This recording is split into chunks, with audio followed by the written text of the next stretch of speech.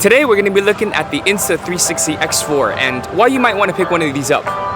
But first, let's go for a ride and see what type of shots we can get.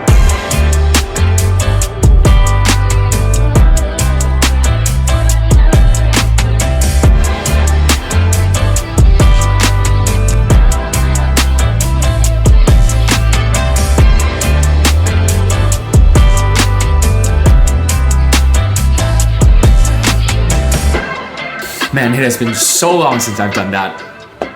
Let's take a look at what's inside the box. Once you open up the box, of course you're greeted with the X4. But let's put this to the side first. Opening up the smaller box, you can see you get some quick start guides, a lens cloth, as well as a protective pouch, where it looks like there's small pockets on the side where you can put memory cards or other small flat items. All right, let's take a closer look at the X4. If I put it right next to the X3, it honestly looks like its bigger brother. The X4 is just a little bit bigger. You could tell it's taller, it's a little bit more thick. However, the width looks like it's about the same. So if we look at this side, we have the microphone up top, the speakers underneath that, power button, and a quick switch button. It looks like the microphone is actually bigger. If we put it to the other side we also have the other microphone, which again, it's bigger. We have the USB-C port, which I'm told it looks like the X4 USB-C port is a USB 3.0. I didn't know this, but apparently the X3 USB-C port is a 2.0. So this is gonna be way faster. And then underneath that, we have the battery. Now, the battery is very obviously way bigger. The old battery is 1800 milliamps, and the new battery is 2290 milliamps, which according to the Insta360 is 135 minutes if you film in 5.7K, 30 frames per second in 360 video. If we look at the backside, the X3 is smooth, where the X4 has this diagonal ridge type of feeling. It actually feels pretty good because you have more of a grip if you're holding onto it. Like if I'm holding onto it vlogging like this. However, on the X4, it looks like you got two other divots here. I don't know if it's like future accessories. As of now, everything I have, we're not using these two, so we'll see what comes. Finally, on the screen side, you can't tell at first glance, but if you really compare it, the X4 has a bigger touchscreen at 2.5 inches compared to the X3 at 2.29 inches. The same thing though, at the bottom left, you have the record button, and then the bottom right, you have the menu button. There is another difference here though, where on the X3, you have the microphone at the bottom here, but on the X4, the microphone is above the touchscreen. If I'm holding onto the camera, if my hand is here, I would be blocking the microphone. It's very unlikely that my finger or my hand would be anywhere close to this top microphone, so I actually prefer this. But I think the biggest difference, and I'm sure you guys can tell already, is right on the lens. You could see there are divots here where you can attach this. That's right, these are included removable lens guard. I'm telling you, these are a necessary upgrade because with the X3 and the One X2, if I'm using this to record something and it falls and it scratches the lens, I'm gonna have to buy a completely new camera. That's actually what happened with my One X2. So I actually have two One X2s. However, now with the X4, you have this included removable lens guard, which is actually really easy to put on and take off. So if you're doing any sort of like really high action sports or anything that is a higher risk of scratching your lens, this is such a great addition. Because if this falls and scratches, I could just replace these lens guards. They also have the premium lens guard. Oh, with the premium lens guard, it is different. You could tell. The premium lens guard also has a smaller grip. This is interesting. I didn't think it would be this big of a difference. I thought it was just the material. Keep in mind that if you do decide to put on the lens guard, you have to select this option. So right now I have the premium lens guard on, so I chose premium lens guard. If you have the standard, that's standard, and then no lens guard. However, there is an auto option. So on the left, we have no lens guard at all. In the middle, we have the included standard lens guard. And on the right, we have the premium lens guard, which is sold separately. Now the premium lens guard is more scratch resistant. However, in terms of how it looks, you be the judge. What do you guys think? Is there a difference? Of course, the best image will be no lens guard, but if you are in a situation where you might have a chance of scratching your lens, having a lens guard is a much welcome upgrade. All right, so now we're testing out the new 8K. The audio should sound really clear because I'm using the Hollyland Lark M2 that's directly connected to the mic adapter connected to the X4. 8K has 78% more pixels than 5.7K, so I'm gonna put 8K on one side and 5.7K on the other side. You guys can see how much more clear 8K is compared to 5.7K. Also keep in mind that these aren't ideal conditions. So right now it's about 4:30 in the afternoon. Sunset is in about an hour and we're overcast. So I also wanna see how it does in low light. So you can see, even though 8K has more resolution, 5.7K is better for low light if we're using 360. So here's a simple explanation of how 360 works. Basically, as you can see, we have two lenses, one on each end.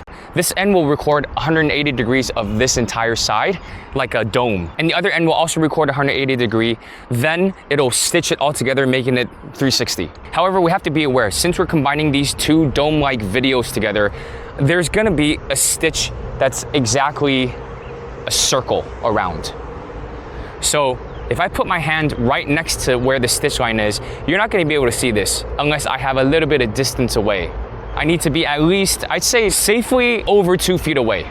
If I have this microphone, let's say, hanging off like this, you should be able to see this cable. So as long as you're parallel to the stitch line, you can hide this microphone. That way you can always get crisp audio, no matter how far I put you away. One thing I found super useful that I didn't think I would use as much is the new AI gesture control. So this is a new feature where as long as I do this, it'll start recording. Look at that, isn't that cool? And then to stop recording, same thing. Now if I want to take a picture, I just do this.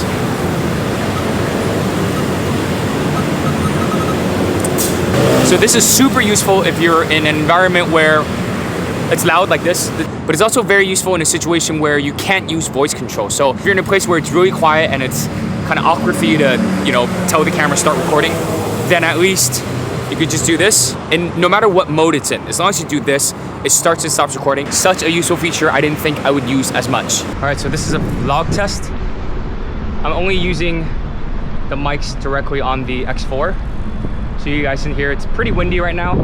I'm using auto wind reduction, and I'm on my electric unicycle right now. I'm just holding the camera with my hand like I'm holding a phone basically. However, it can now go to 4K 60. So how does 4K 60 look? It should look like way more smooth because 2.5 times the frames. Okay, so once I start recording, I can't switch it over to back lens. So if I want to record what's in front of me using single lens mode, it's literally single lens like this. Is the volume okay? Everything's in auto right now. So I want to see how it looks with some backlight. Oh, not bad. Okay, like this is the sun right here. So it's actually exposing me okay. It doesn't have HDR, I don't think, but it looks very usable from the screen at least. But of course, I prefer 4K 24. Now the sound is active wind reduction. This is reduced the wind a lot more. Like right now, the wind is huge. And I got backlight, so everything is working against it. If this is usable, I would be very surprised. Because it's a 360 camera, but if it can be used as a normal action camera with just one single lens, not needing to go through editing software or anything, then yes. We also have bullet time at 5.7K, 120 frames per second. Let's see how it looks. I'm hoping I can get like a pretty cool shot where they fly away. So, wish me luck.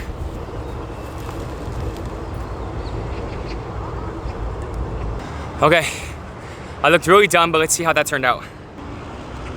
I mean, I think it's pretty fun. The bullet time also looks a little more wide now compared to the X3. So I get more of my body as well. That's pretty awesome. And because this is 360 footage, the stabilization is gonna be amazing, especially since Insta360 has their flow state stabilization. So let's say I'm just like moving around and stuff, right? If I just move this, it's gonna be amazing. Also, there's 360 horizon lock. So if I do this, see this upside down everywhere, it's gonna try to lock me in as much as it can, right? This way, even this way. Even just the fact that I have a stick here that you see, but there's no how, it's magic. I mean, I did explain how 360 works, but getting rid of the selfie stick, honestly, that's something that I've always loved about filming in 360. Some people just can't tell, they don't know what's happening. And with the invisible selfie stick, you could play with modes like Me mode, which can now film up to 4K 30 frames per second, or 2.7K 120 frames per second. Then you could just hop into the app and choose whatever aspect ratio you want. So they have 9:16, 16:9, and even 1:1. And then the one that I film in 2.7K 120, this, when I play back, it's already slow-mo. Right there, that's a slow-mo. But I think the fact that you can choose your aspect ratio is super convenient. So for example, if you want this for like TikTok, Instagram Reels, YouTube Shorts, and then if you want this for like YouTube. So this is really convenient if you want to film things like snowboarding, skateboarding, but you don't want to reframe after the fact. The hardest part about working with 360 is not filming it, but it's actually the editing part. However, Insta360 has been updating their mobile app in order to make the editing process a lot easier. So if we jump into the app, I normally would use Pro mode because I have more control, so I could add some keyframes here, right?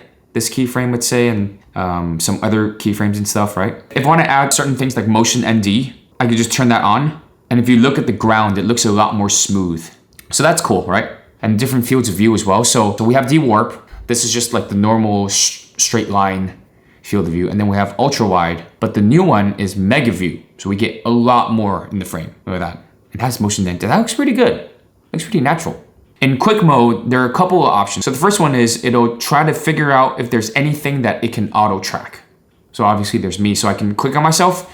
And then at the bottom here, I could start recording. So it'll just start recording. I could preview it right now. And then let's say I just want this, 8-second clip. I stop and it goes to the bottom left right here. So it's saved. So you can use that. Or you can also use your phone and move that around, right? Or you see this joystick down here. I could just use this joystick to also move the framing. Or I can also drag by using my finger on the actual screen itself. And then I could zoom in and out as well with the left here.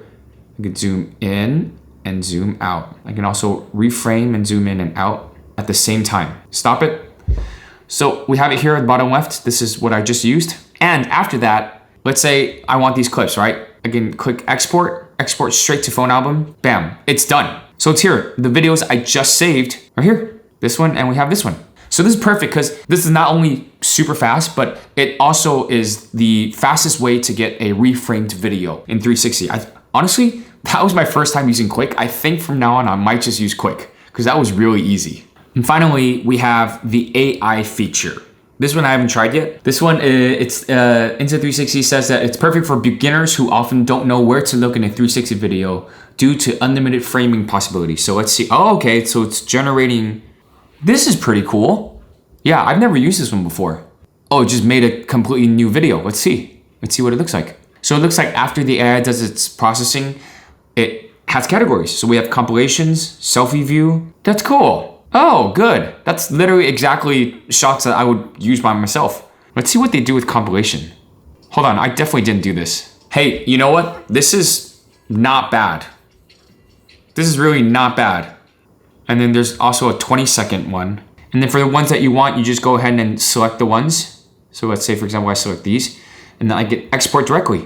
I can export each individual one, or it can create a video. So let's see what it does. Oh, I'll be honest. I will export the reframed video and then I'll put it into my editing software. I've never done it through this. I didn't even know that you could directly edit through here. Oh wow, it's got everything. It's like CapCut. The X4 comes in at $499.99 US or 18,899 Taiwanese dollars. If you're interested, check the link in the description. So who is the X4 for? If you do a lot of action related things like skateboarding, skydiving, snowboarding, jet skiing, this is the perfect action camera because you shoot first and then edit later, which makes it a lot safer in the moment. Another thing I think it's perfect for is as a dash cam. Since it has all 360, it can film in front of you as well as inside the car as well. So if you're like an Uber driver or something, this is perfect. There's also a dash cam mode in here as well. The X4 is also really good for people in real estate if you want to make virtual tours. Since this is an 8K, it gives you a lot more resolution. However, if you do want something that's better in low light, then I would recommend the 1RS 1-inch sensor. This one is a beast. It is bigger, and this isn't technically an action camera, so this isn't waterproof. This isn't really drop proof, whereas this one is waterproof up to 10 meters, and it's very rugged. This is for action sports. If you're a beginner and you want to dip your toes into 360, the X3 is a really good camera at an affordable price. If you want to know more, check out this video.